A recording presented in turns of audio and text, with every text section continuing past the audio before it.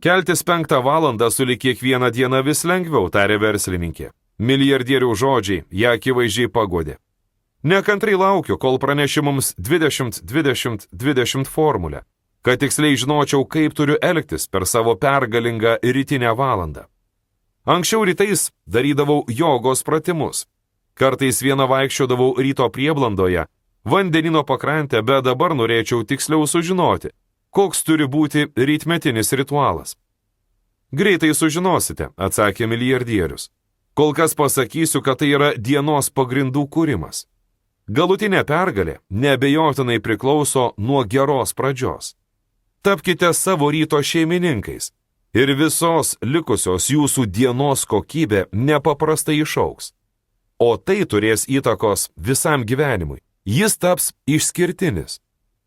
Kai sukalibruosite savo rytą, visą dieną būsite energingesni ir produktyvesni. Labiau pasitikėsite savimi, jausitės laimingi ir ramūs. Nuo dabar abu eikite ir kuo geriau praleiskite šią dieną. Man labai patinka šie anglų poeto romantiko Džono Kitso žodžiai. Aš beveik norėčiau, kad mes būtume drugeliai ir gyventume tik 3 vasaros dienas. Bet tos 3 dienos būtų žavingesnės negu 50 paprasto gyvenimo metų.